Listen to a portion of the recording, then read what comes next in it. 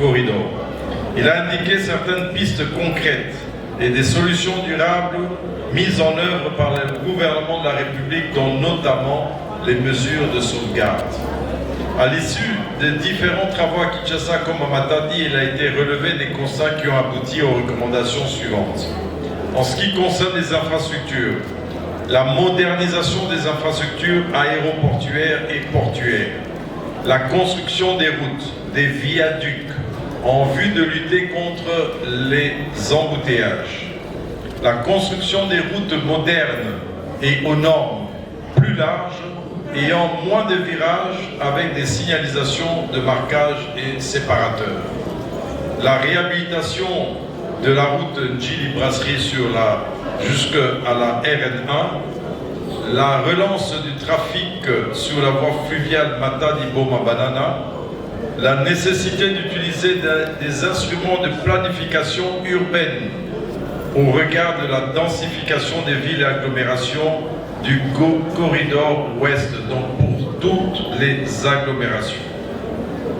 La mise en place d'un master plan à l'horizon 2050, non seulement pour la ville de Kinshasa, mais pour toutes les villes du corridor ouest. La mise en œuvre du SOSAC. Le SOSAC, c'est le schéma d'orientation stratégique de l'agglomération de Kinshasa et d'autres plans qui lui sont complémentaires, tels que le PDDK, le plan de développement du transport de Kinshasa, et le plan qui doit être fait de la même manière pour le corridor ouest ou le corridor Kinshasa-Banana. Cela pour parer aux divers problèmes d'infrastructure de Kinshasa et des agglomérations que traverse la RN1. La mise en place des plans d'urbanisation clairs avec des orientations et des contraintes claires. Faire en sorte que l'urbanisme ne porte pas atteinte à l'environnement. Déterminer de manière cohérente les activités des villes et agglomérations et leurs finalités.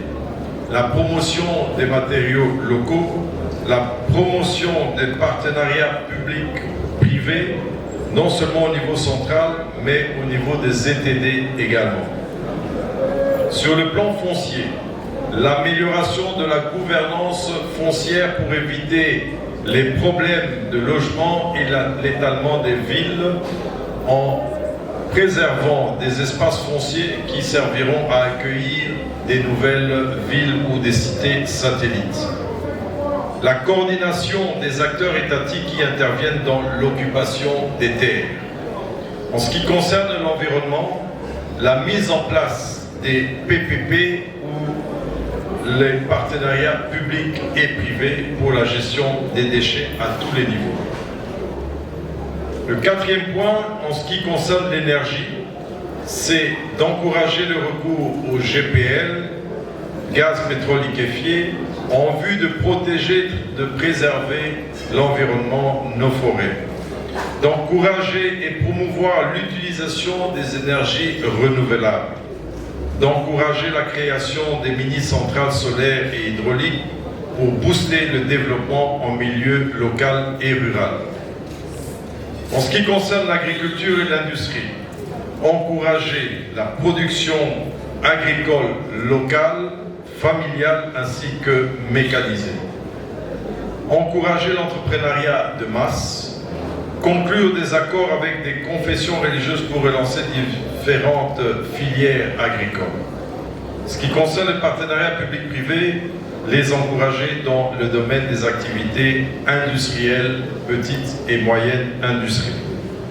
Les recommandations détaillées issues des différents panels à Kinshasa et à Matadi seront inscrites dans le rapport général de la 8e édition Expo Béton RDC 2024 qui sera soumis aux autorités compétentes pour la prise en charge institutionnelle à travers des décisions adaptées. Il sera mis aussi en place un cadre d'évaluation de différentes recommandations, et cela, des recommandations année après année, donc à partir de 2016 jusqu'à ce jour. Ainsi prend fin la 8e édition d'Expo Béton,